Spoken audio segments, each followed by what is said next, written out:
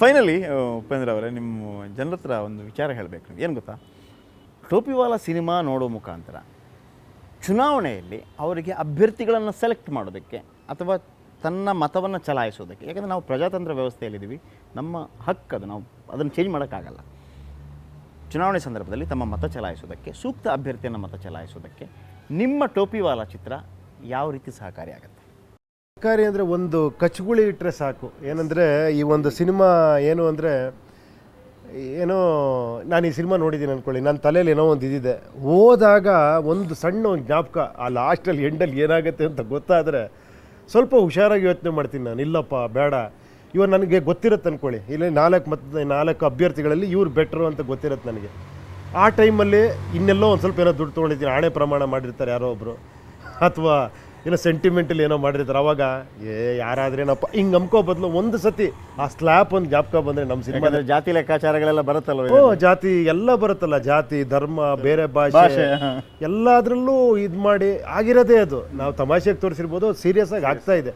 But ಅದು ಏನಕ್ಕೆ ತಮಾಷೆ ತೋರಿಸಿದ್ರೆ ಅದನ್ನು ಬಹಳ ತಮಾಷೆಗೆ ನೀವು. ಹೌದೌದು, ಯಾಕಂದ್ರೆ ನಿಜ ಭಾಷೆ ಜಾತಿ ಆ್ಯಕ್ಚುಲಿ ತಮಾಷೆ ಆಗೋಗ್ಬಿಟ್ಟಿದೆ ಇವಾಗ. ಅದು ಸೀರಿಯಸ್ ಪ್ರಾಬ್ಲಮ್ ಆಗಿ ಯಾರು ತಗೊಂತಾ ಇಲ್ಲ. ನೀವು ಕುಡ್ಕೊಂಡು ಮಾತಾಡ್ಬೇಕಾರೆ ಏನು ಸ್ವಾಮಿ ಯಾವ ಜಾತಿಯವನ್ನ ನಿಲ್ಸಿದ್ದೀರಾ, ಅದು ಮಾಮೂಲಿ. ಏನು ಸರ್ ಜಾತಿ ಎಲ್ಲ ಮಾತಾಡ್ತೀರಾ ನೀವು ಅಂತ ಕೇಳ್ಬೇಕು ನಾವು. ಇನ್ನೂ ಜಾತಿ ಅಂತ ಮಾತಾಡ್ತೀರಾ ನೀವು? ಇಷ್ಟೆಲ್ಲ ಡೆವಲಪ್ಮೆಂಟ್, ಇಷ್ಟೆಲ್ಲ ಇದಾಗಿ, ಇಷ್ಟೆಲ್ಲ ಮೆಚುರಿಟಿ ಬಂದಮೇಲೆ ಅವನು ಆ ಜಾತಿ ಈ ಜಾತಿ, ಇನ್ನೂ ಆ ಜಾತಿಲಿ ಏನು ಸ್ವಾಮಿ ಇದೆ ಅದು ಅಂತ. ನಾವು ರಕ್ತ ಕಂಡು ಡೈಲಾಗ್ ಹೇಳಿದ್ದೆ, ಪಟ್ಟೆ ಈ ಥರ ಬಳ್ಕೊಂಡೊಂದು ಜಾತಿ, ಬಟ್ಟೆ ಈ ಥರ ಬಗ್ಗೆ ಇನ್ನೊಂದು ಜಾತಿ, ನಾಯಿಗಳಿಗಿರುತ್ತೆ ಬೇರೆ ಬೇರೆ ಜಾತಿ, ಮನುಷ್ಯರಿಗೂ ಇದೆಯಾ ಅಂತ ತಮಾಷೆಗೆ. ಸೊ ಇವಾಗ ಜಾತಿ ಅನ್ನೋದು ಸೀರಿಯಸ್ ಪ್ರಾಬ್ಲಮ್ ಇರೋದನ್ನು ನಾವು ತಮಾಷೆಗೆ ತೊಗೊಂಡ್ಬಿಟ್ಟಿದ್ದೀವಿ, ಇವಾಗ ಅಕ್ಸೆಪ್ಟ್ ಮಾಡ್ಕೊಂಡ್ಬಿಟ್ಟಿದ್ದೀವಿ. ಹೌದ್ರಿ ಆ ಏರಿಯಾದಲ್ಲಿ ಆ ಜಾತಿಯವ್ರು ಜಾಸ್ತಿ ಇದ್ದಾರೆ, ಅವ್ರು ನಿಲ್ಸ್ಬೋಣ. ಅವ್ರು ನಿಲ್ಸಿದಾರಪ್ಪ, ನಾವು ಕೂಡ ನಮ್ಮ ಜಾತಿಯವ್ರು ನಿಂತಿಯಾರ, ಓಕೆ ಅಪ್ಪ, ಅವ್ರ ಜಾತಿನ ಬೇಡ, ಅವ್ರಿಗೆ ಹಾಕ್ಬೇಡ್ರಿ, ನಾವೇ ಮಾತಾಡ್ಕೊತೀವಿ. ಕ್ಯಾಂಡಿಡೇಟ್ ನೋಡಿದ್ರೆ ನಾವು ಆ ಜಾತಿ ಗೆಲ್ತಾನೆ ಗ್ಯಾರಂಟಿ. ಅದೇ ಲವ್ ಸ್ಟೋರಿಗಳು ಬಂದಾಗ ಜಾತಿ ಬರಲ್ಲ ನಮಗೆ. ಯಾರನ್ನ ಬೇಕಾದ್ರೆ ಲವ್ ಮಾಡೋದು. ಸೊ ಇದು ನಿಜವಾದ ಲವ್ ಸ್ಟೋರಿ, ನಮ್ಮ ದೇಶ ಲವ್ ಮಾಡೋ ಸ್ಟೋರಿಲಿ ಜಾತಿ ಬಂದ್ಬಿಟ್ಟಿದೆ. ಸೊ ಒಂದು ಸಣ್ಣ ಒಂದು ಇದು ಕೊಟ್ಟರೆ ಸಾಕು, ನಮ್ಮ ಒಂದು ಸಣ್ಣ ಪ್ರಯತ್ನ ಅಷ್ಟೇ. ಆ ಸಂದರ್ಭದಲ್ಲಿ ವೋಟ್ ಹಾಕೋ ಟೈಮಲ್ಲಿ ಒಂದು ಇನ್ಸ್ಪೈರ್ ಆಗ್ತಾರೆ ಟೋಪಿವಾಲ ಚಿತ್ರ ನೋಡಿದ್ರೆ. ಖಂಡಿತ. ಯಾಕಂದರೆ ನನಗೆ ಸಿಕ್ಕಾಪಟ್ಟೆ ಜನ ಹುಡುಗರು ಇವಾಗ ಇಲ್ಲಿ ಯಾರೇನೋ ಕರ್ಕೊಂಬಂದ್ರಿ ರೇಡಿಯೋ ಸ್ಟೇಷನಿಂದ, ಅವರೆಲ್ಲ ಅಷ್ಟೇ. ಅವ್ರಿಗೇನಾಗ್ಬಿಟ್ಟಿದೆ ಅಂದರೆ, ನೀವು ಬಂದ್ಬಿಡಿ ಸರ್ ಅಂತ.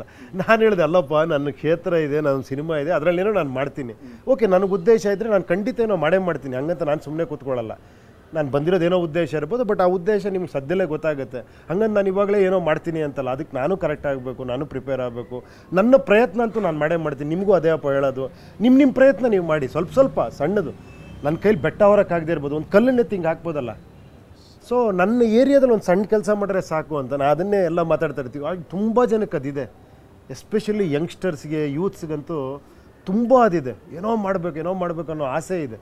ಸೊ ಇಂಥ ಸಿನಿಮಾ ಅವ್ರಲ್ಲಿ ಆ ಆಸೆನ ಉಳಿಸ್ಲಿ, ಮತ್ತು ಆಸೆ ಸತ್ತೋಗದೇ ಇರಲಿ ಅನ್ನೋದಕ್ಕೋಸ್ಕರ ಈ ಪ್ರಯತ್ನಗಳಷ್ಟೇ.